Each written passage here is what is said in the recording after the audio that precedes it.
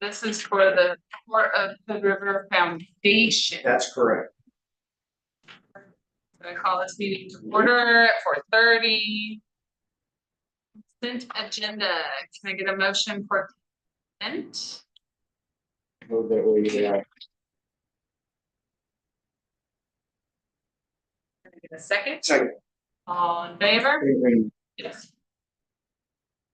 so. Oh, yeah. Yeah. That's- Yeah, it's just minutes. Yeah. Okay, presentation and discussion items, license plate project update, Miss Golf. Thank you for your attendance tonight. Thank you for being here. My name is Gretchen Goss. I have been charged with working on the license plate project that the Port and the Port Foundation are looking at implementing as a way to raise revenue. So Oregon has the specialty plate project. They have a program that nonprofits throughout the state have submitted since the early 90s. Designs, and then they collect revenue from this plate every time someone registers their vehicle or renews it. Long story short, the timeline from the DMV is a minimum of 16 months. So this is a project that will span a couple years. And what we're looking at today is specifically what is the cost for this year for 2025 for the foundation. You can go to the first slide. So this is the timeline for just this year, the 2025, as I've kind of scoped it out. So we're looking, I know the commission was interested in having kind of community involvement with designing the plate. So in March, we would open up applications. People could submit their artwork for the license plate project, which may be used on the license plate. I feel like we should probably have a little bit of wiggle room there based on options. So for the month of March, we would receive license plate designs. In April, we would meet, spring planning meeting, we'll discuss it further, but the commission or the Port Foundation will choose the winner, first, second, third place winner. Our work will then be approved by the port to use as the port wishes, whether we want to hang it in a building, use it on a license plate, put it on the website. It gives us some options to. By May, the fee to apply for this program is $5,000, and that is the administrative cost the DMV charges for this project. There is a lot of back and forth with the DMV, and they assign someone from the DMV to work alongside you that does everything from kind of help you fill out the application, help you make sure you're within scope to get the police department, the sheriff to approve of your plate, help with getting the design in the right place, picking your plate, creating samples of the plate. So $5,000 is the upfront cost for the program. At any time, you can decide that you don't want to do the license plate project. You can simply cancel your application. I haven't gotten a response from them on how much of that $5,000 administrative fee would be refunded. I think that's information they give us once we've paid. So by May, we would be applying for the specialty plate. In June, if the plate design is approved by the DMV, they start mocking it up. So there's 3 different license plates to choose from. They mock them up, they print them, they send us physical samples so we can see how they look, see how they feel. So by the fall, we should have these samples, and then we should be able to kind of decide if we want them or if we want to design or approve the plate next year. So by January of 2026, as long as we have been approved by the DMV at all of these places, it then goes to the Oregon Sheriff's Department or the Oregon State Police to approve the sample plates, because then the police have to get involved and let us know if it works for them. Assuming that works out and there's no redesign needed, we then receive the vouchers. For this program, you have to sell 3,000 vouchers before your plates even go into production. There is no timeline on how long it takes you to sell the vouchers. Some places like the Oregon Zoo is currently selling vouchers. The Oregon Coast Aquarium has a puffin plate that's currently in process for selling vouchers. The Oregon Junior Golf Association is currently selling vouchers. They're all at about 1,700 plates. They're about halfway there. Some plates have sold as fast as in 2 weeks. The B plate sold 3,000 vouchers in 2 weeks, which is crazy. So design is, a lot of it's dependent upon design and dependent upon what the money is going towards, the mission statement for the organization. So the goal is by March, March 26th, we've received the vouchers from the DMV. By April, we have started selling them. Once we have sold them, I'm hoping with all the traffic that would get over the summer, people who are coming here to recreate, they would be interested in a recreational plate. That by the end of summer, we have sold all of our vouchers. Once that happens, the DMV begins production. So that's the baseline. So for the vouchers, the foundation would collect the money from the vouchers, which totals about $120,000. Once we're ready to submit it to the DMV, we send it all to the DMV, and then they refund us. We get about $35 back, so about $105,000, depending upon the final production costs. So that's kind of the timeline for this project, which is a minimum 16 months, could be longer depending upon all of these kind of little strategic design pieces. So if you go to the next slide. Expected costs, 2025, this year, it's $5,000 for the DMV application. That's pretty non-negotiable to get started with this. If we decide to go with the art competition, these are the prizes that I think would be appropriate for artists that are putting in time for the work. We do a first, second, and a third place. So that would be $1,000 for the artwork. 2026, we're looking at $55,000 to $71,000 for the production costs. They make you pay that up front before you start production. And then if there's no more cost outside of that, you get that refunded voucher money back. So they kind of get a big deposit from you, and then they refund what is left over from production. And then I estimate about $5,000 for the marketing campaign, including getting some great photography, really getting the website. The DMV actually helps you with all of the copy for the website, frequently asked questions, all of that information. You kind of got to do a blitz campaign, some paid sponsored ads on social media and all of that. Next slide. The expected return on investment. So selling 3,000 plate vouchers is $120,000. The Port Foundation would get $105,000 of that back. So for every plate that's sold, $40 is the charge, $35 is the profit. Every year, the goal is to sell 2,000 new plates. Every 2 years, these plates are renewed. So you sell $3,000, 3,000 vouchers. In 2 years, you're making that $105,000 plus 70,000 more if you sold 2,000 more that year. So every year you're compounding what you're making. So quick Yes. question. Assuming we just sell the minimum 3,000. Yes. 120, we get 105. Yes. Then we deduct the 80-ish thousand for all those upfront costs. So it ends up being about $25,000. Is that right? Yes, for the first year. For the Yes. first year. And the goal is that this creates residuals basically. Residual, yes, because the only cost you're paying are the upfront. Year after year, the cost then is the continued marketing to get people to continue to buy your plates. There are some plates that have been so successful, the salmon plate, the cultural trust plate, that they've actually redesigned them in the last 2 years. They're making, I think the salmon plate has made something like $10 million for the organization since the 90s. So the cap is simply how attractive is the mission statement of the organization and what the money's going towards. All of the plates that are out there, the websites, not all of them, a couple are a little bit less informative, but they have very clear vision statements, very clear idea where the money is going. They do annual statements of what projects this money is going towards. So I think it's very important that specifically for the license plate project, the foundation's very clear about specific projects the money is funding. And those projects need to be something that people outside of Hood River County want to invest in.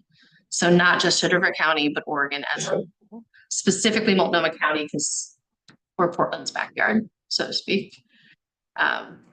Any questions? Okay, so next Yeah, slide. I've got it, I've got it. Yes, sir. So what's your thought on what our projects would be that would benefit? Well, looking over all of the various license plates that are out there, there are ones that cover environmental concerns. There's ones that cover preservation.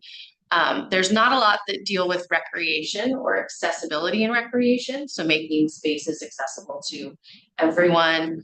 I think it needs environmental along the port could be great. I think as a foundation, I don't know specifically what projects you've looked at doing as a foundation, but I think pinpointing a couple of those that are near and dear to you are a great start. And then the second thing is, based on all the analysis that you have done, realistically, what do you think our volume is really going to be? I think a lot of it really depends on what the plate looks like. I've asked people who I know that have different plates, and a lot of people get them because of how they look, not necessarily what the money's going towards. I think if we had a plate that really encompassed kind of Hood River as a whole, you know, a very recognizable Mount Hood, a very recognizable Columbia River. I think the people that have been to Hood River and kind of consider that their little getaway, or, oh, I know Hood River, we want those people to want a plate. We want them to think, oh yeah, I know that place. I love that place. I love that mountain. And then I love that river. And then we want them to feel the nostalgia and the tie to it. Maybe that goes back to your earlier point that when we do this community involvement contest, whatever you want to call it, which I think is a really good idea. You said we may use that art. Perhaps what we say is whoever we decide gets first place in that, okay, you are now going to be part of the team that helps design, create, select whatever the final plate. Yeah. Be it their work or their assistance to something else you do. I think for $500, that's a very smart strategy to actually involve the community. And maybe we just say like, you're going to be part of the final plate, whatever that may be. Yeah. Yeah. And I looked at other license plates to see who has done a contest, who has kind of gone out, and the Cultural Trust license plate is the only one that did a huge contest, and they fund the arts. So they were really involved with Portland Art Museum and the Northwest Film. I mean, it was a huge scope, and they had 4 or 5 judging trials, and it was massive. But most of the license plates are finding an artist, usually one that is in line with their mission. So like the Portland Zoo picked an artist who does artwork specifically about environmental and animal preservation. So they worked with someone who aligned with their beliefs. And then a lot of them also bring in a graphic designer to add different elements. So like this puffin plate was done by their in-house marketing team and graphic designer. The gray whale plate, the whale was painted by an artist, and then it was incorporated into a graphic designed background with the lighthouse. So I think it gives us enough room to kind of make the final call what the plate looks like, to make sure it's really marketable. I think the last time you were here, you brought a kind of a register of different plates and volumes and so on. And it looked like there was a handful that just hit a home run, and then there was a whole slug of them down at the very low. Yeah. So if we were looking at, as you said, for the first couple of years, 30 to 5 and 76, 81, say $85,000 by the time you're done. What's the break even? How many plates we would have to sell to get all of our money back? By the time you have sold 5,000 plates, the cost of the program is $5,000. And how many places on that roster do you know of that came back and sold 5,000 within a 2-year period? That I couldn't find the information on. I looked through the DMV records, and there wasn't a lot of specific information per organization on what they themselves brought in. I know the B plate has been around for a year, and they've sold almost 7,000 in a year. Yeah. So off that, so if I bought a voucher and then we don't sell 5,000. Then I think what you're asking is, then is that just a wash cost, or does that money then get returned to the people and then it's just a dead project at that You point? have to sell 3,000 vouchers. If you don't, or if any point you decide to scrap this idea, the money is refunded to the people that bought the vouchers. Once you've sold 3,000 vouchers, then all of the administration shifts to the DMV and everything is done through the DMV. So that big $76,000 2026 spend isn't until after you sold your 3,000? Correct. Yeah. So after you sell 5,000, there's no more cost to us as far as the next 5,000. Only cost to you is the upkeep of marketing costs. Yeah, so we're still selling vouchers. The DMV is at that The point. DMV, we're not. Once 3,000 vouchers are sold, the license plate is in production, it's on the wall at the DMV, and all we do is receive the money from the DMV, making sure that we're selling at least 2,000 vouchers a year. What happens if we don't? Then the DMV can choose to no longer produce your plate. You said 2,000 a year, like, those are renewals or new vouchers? New vouchers. New vouchers. Yeah. And the DMV issues $400,000 plates annually. So it's about 1% of the plates. So on the risk side is we spend that money up front. We have to sell at least 3, but 5,000 vouchers to basically recover our upfront costs. And then ongoing advertising and whatnot to keep the interest up and forevermore. That's one side of the equation. The other side of the equation, I would think the public's going to want to know, okay, what are you going to spend this money on? Exactly. So to me, before we make this investment, which we have other investments that we need to be looking at for that $75,000, $80,000, that perhaps we could make a rate of return a little quicker. We need to figure out what do we want to use this revenue stream for. It's not just normal operations. It's got to be something very special. And it doesn't, I don't think we're there yet. I don't know how we're going to spend money on. Maybe you guys do. So maybe Barely a under. suggestion, you've done good work. We put this kind of on hold a little bit. Let's have some discussions on what are the projects that we would want to spend this money on. And how is it in the best interest of the community and so on for doing this.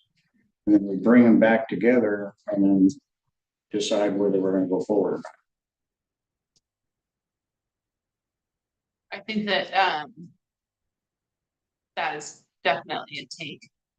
Or the other take would be, we keep moving forward because the process takes a really long time, and incongruent with moving forward in this, I almost would say that this would require its own committee of what's the money being spent on. You know, Well, maybe this is an area that we open it up to the public. exactly. So where I'm going with this, Carrie, is that we've got limited funds. We've got a federalized bridge coming at us. Mhm. We need to protect the funds that we've got and be able to turn those funds around and get a rate of return on it as quick as we can. And if this makes sense, then we use some of that money to go do this for an ongoing process, but it gives us enough time to get the public involved in what do we want to do with this foundation. Maybe you're both right. Maybe we can continue moving forward where we can to get this set up, because a big spend isn't coming to down the road. And you're right on 2 points. Number one, we're going to have a clear, story about what we're going to do with this money, or we'll never sell a plate to start with. And secondly, as a foundation, you have to state what you're doing with it, and you have to stick to that. And so that should be made clear as well before voucher one can be sold. think we can do both. Now, and here's my ignorance popping out. We're gonna use port money to fund this within a foundation. We're basically donating money into a foundation to turn around and spend it. It's a program. I think the port can make a deal with the foundation, that the foundation reimburses the port at such time that the foundation has made, the first X number of dollars. It profits are refundable to the port, and then after that, and this goes in the language of the foundation, it's then spent on whatever is decided. Because, so really the ask is, or the discussion is, for the year 2025, we're looking at a $5,000 investment. So do we want to commit to a $5,000 investment in 2025, and then incongruent with that, start to establish and say by the end of 2025, we have a clear path, we have a clear spending mechanism or spending where the money is going to go and clear vision for the foundation. Is that kind of the, Yeah, it would be $6,000, $5,000 for the application, $1,000 if we wanted to move forward with the art contest. But $5,000 if we just wanted to do the application and get that ball rolling.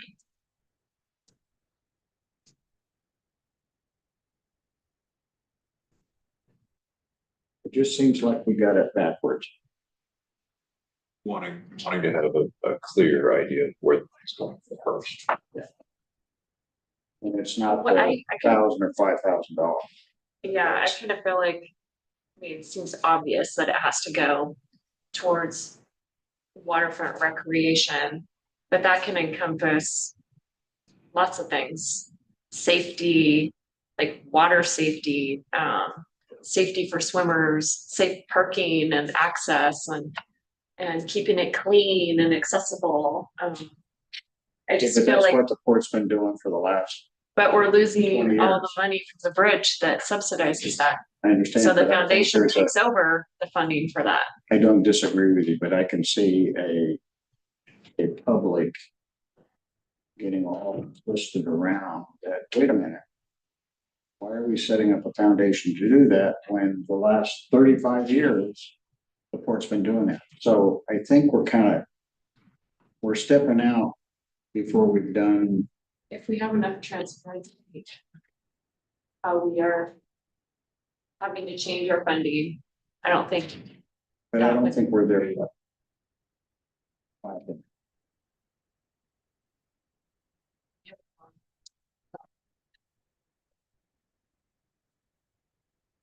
Do you think it's something we can?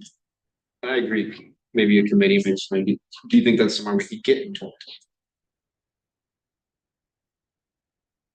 I ask that because the answer is yes. Spend the $5,000 to keep us moving and get there in 2025, and by the time we have to go out and state it, it's clearly stated, this is what this is gonna be for, and we kind of know where it's gonna be what, but it needs to be more specific than recreation or no one's gonna do it.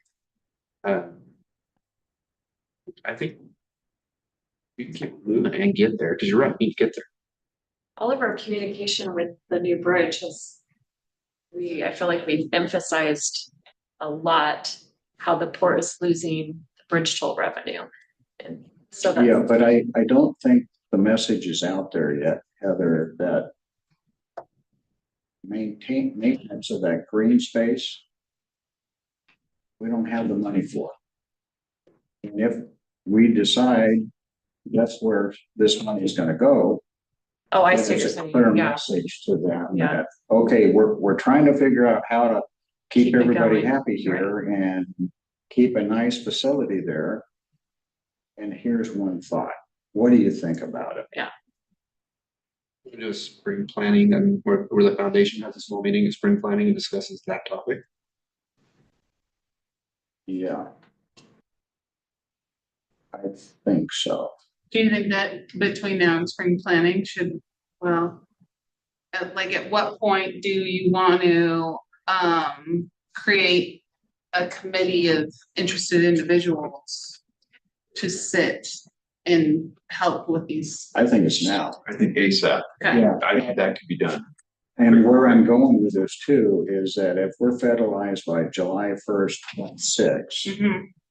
okay, where we're losing the bridge funding for the rest of the organization, even if the new bridge is not up yet, then we need to convey that to the public that says, okay, if this is what the foundation's gonna do, for us to be able to support, clean green space, here's our idea that we've come up with to solve that problem. So who do you want? Who do you two want to spearhead this? Gretchen? Well, with what commissioner is that? Because you got a meeting starting in 5 minutes. We're not gonna form that tonight, but No, yeah. instructing staff to form that committee through whomever we want. Is there any commissioner that wants to be the lead? I would recommend that maybe one commissioner or two kind of lead it, but we seek people from the community Yeah, that's what I'm saying. to be on this committee. Yep. So I don't So, instruct staff through Heather to do that, if that's what you wanna do, and then and then we can, foundation or recommendation from that group. Okay. That'll take until spring planning that's a month and a half, that'll take them that long, and staff that long so to then get in that the, recommendation. right, okay, so then in the meantime, direction for Gretchen should be. We wanna have better direction from the community on what money is going to be spent on if we move forward with this license plate project. A month and a half gonna change the world, do you need to, okay, to spend $5,000 hours, or are we gonna change much in a month? Not much doesn't change much to have. The only thing I need to know is, do we want to move ahead with the $1,000 art contest, or do we want to put a pin I would. and wait? Wait, Okay, Well, after that instruction comes. yeah. Okay. Perfect. helpful? Yeah, timeline can be shifted as needed. That's all I have. Thank you for your time. Thank you. Thank you so much for your time. Appreciate it.